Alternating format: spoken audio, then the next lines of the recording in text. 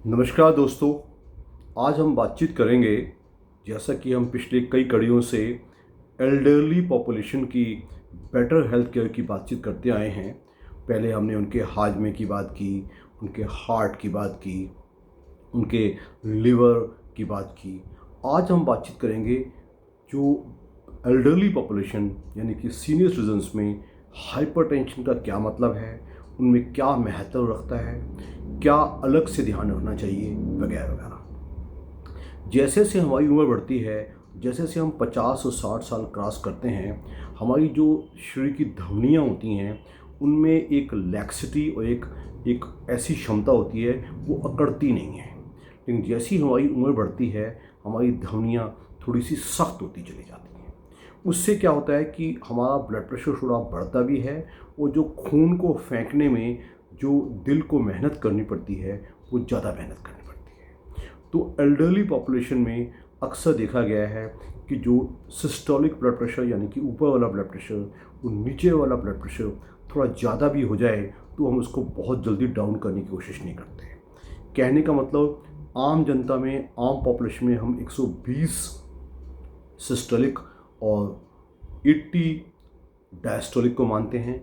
Elderly population में ये range 130 से लेकर 136 तक दी जाती है, और जो डायस्टोलिक होता है वो 85-90 तक भी हम ठीक मानते हैं। आप आम आदमी पूछेगा कि कितना कॉमन है हाइपरटेंशन। बूढ़े लोगों में हाइपरटेंशन बहुत ज़्यादा है, और हिडन ब्लड प्रेशर यानी कि बेचारे बूढ़े आदमी को पता ही नहीं होता कि मेरा ब्लड प्रेशर है, उससे मेरे दिमाग पे, मेरे दिल पे, मेरी आँखों पे, मेरे गुर्दों पे बुरा असर आता है। तो हमारे विचार में सारी एल्डरली पॉपुलेशन, चाहे जो वर्किंग हैं, नॉन वर्किंग हैं, उनको अपने रेगुलर फिजिशियन से कुछ ना कुछ चेकअप जरूर करवाते रहना चाहिए, ताकि ब्लड प्रेशर डिटेक्ट हो, जिससे कि जिसको हम कहते हैं आम जुबान में एक हिडन, या जो ऐसा डेंजर जो दिखता नहीं है, साइलेंट किलर, उसका पता चले और उसके साथ साथ उसका ट्रीटमेंट हो। साथ में हम जानते हैं कि हाइपरटेंशन के साथ साथ डायबिटीज़ साथ निभाता है, उसका भी देखना बहुत ज़रूरी है। नमक का इस्तेमाल जैसे से उम्र बढ़े आप कम से कम खाइएगा। विजिबल नमक जो आप दाल सब्जी में डालते हैं वो भी होता है। उसके अलावा आप जैसे कि अचार में खा लिया, जैसे कि कोई ढोकला खा लिया, कोई मट्ठी या नमकीन खा लिया, आपने सैलड्स में वो सब डाल दिया, जितना हो सके टेबल सॉल्ट को कम से कम रखिएगा। और साथ में जो फ्राइड है और नॉनवेज के इंटेक, अगर आपका कोलेस्ट्रॉल हाई है तो उनको भी ज़रा कम रखिएगा। एल्डरली पॉपुलेशन में हाइपरटेंशन से लड़ने का सबसे बड़ा तरीका है कि उनको मिनिमम फिजिकल एक्टिविटी ज़रूर करनी चाहिए, जो कि 40-45 मिनट हफ्ते में 5 बार एक मॉडरेट इंटेंसिटी की एक्सरसाइज, चाहे वो वॉक करें, चाहे वो छुट साइकिलिंग करें, चाहे स्विमिंग करें, ज़रूर करिएगा। अगर आप ऑफिस गोअर हैं तो आप ये नहीं कि जैसी आपकी उम्र बढ़ी आप सोचिए कि मुझे रिटायर करना चाहिए। अपने आप को रिटायर मत कीजिएगा।